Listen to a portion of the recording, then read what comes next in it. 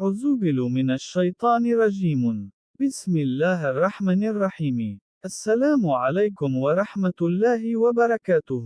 اسلام ایک ابراہیمی توحیدی مذہب ہے جس کی تعلیم دیتا ہے کہ حضرت محمد صلی اللہ علیہ وسلم خدا کے رسول ہیں۔ یہ دنیا کا دوسرا سب سے بڑا مذہب ہے جس کے پیروکار 1.9 بلین سے زیادہ ہیں، یا دنیا کی 24.9% آبادی، جسے مسلمان کہا جاتا ہے۔ 50 ممالک میں مسلمانوں کی آبادی کی اکثریت ہے۔ اسلام سکھاتا ہے کہ خدا رحم کرنے والا اور تمام طاقتور ہے، اور اس نے انبیاء، نازل شدہ صحیفوں اور قدرتی علامات کے ذریعے انسانیت کی رہنمائی کی ہے۔ اسلام کے بنیادی صحیفہ قرآن ہیں، جنہیں خدا کا لفظ مانا جاتا ہے، اور حضرت محمد صلی اللہ علیہ وسلم جون 632 کی تعلیمات اور معیاری مثالیں، جسے سنت کہا جاتا ہے، جسے حدیث کہتے ہیں۔ مسلمانوں کا عقیدہ ہے کہ اسلام ایک ابتدائی عقیدے کا مکمل اور آفاقی ورژن ہے جو حضرت آدم علیہ السلام، حضرت ابراہیم علیہ السلام، حضرت موسیٰ علیہ السلام، حضرت عیسیٰ علیہ السلام اور آخر میں حضرت محمد صلی اللہ علیہ وسلم جیسے انبیاء کے ذریعے پہلے کئی بار نازل ہوا تھا۔ وہ قرآن کو خدا کا غیر تبدیل شدہ اور آخری وحی مانتے ہیں۔ دوسرے ابراہیمی مذاہب کی طرح اسلام بھی ایک آخری فیصلے کے بارے میں تعلیم دیتا ہے، جس میں نیک لوگوں کو جنت میں انعام دیا جاتا ہے اور بدکردار کو جہنم میں سزا دی جاتی ہے۔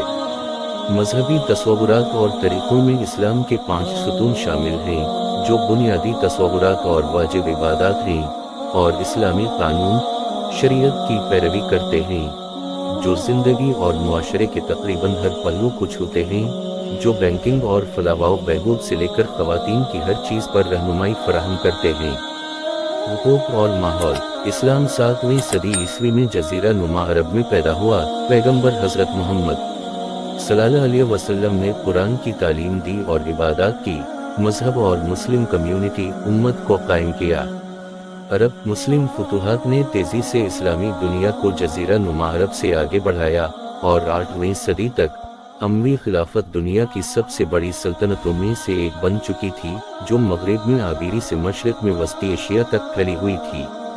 امویوں کی جانشین عباسیوں نے کی، جنہوں نے بغداد سے حکومت کی اور اسلامی سنہری دور کا آغاز کیا، جو سائنسی اور ثقافتی عروج کا دور تھا۔ اس دوران مسلمان علماء نے فلکیات، ریاضی، طب، فلسفہ اور دیگر شعبوں میں نمایاں خدمات انجام دیں۔ مسلم دنیا نے 13ویں صدی کے بعد ٹکڑے ہونے کے دور کا تجربہ کیا، لیکن طاقت اور ثقافت کا ایک بڑا مرکز رہا۔ 14ویں صدی میں ابھرنے والے عثمانیوں نے بالآخر اسلامی دنیا کے بیشتر حصے پر قبضہ کر لیا، اور ان کی سلطنت پہلی جنگ عظیم تک قائم رہی۔ جدید دور میں بہت سے مسلم اکثریتی ممالک نے یورپی استعماری طاقتوں سے آزادی حاصل کر لی ہے، اور اسلام نے اسلامی دنیا کو اپنی لپیٹ میں لے لیا ہے۔ دنیا کے بہت سے حصوں میں بحالی کا تجربہ کیا۔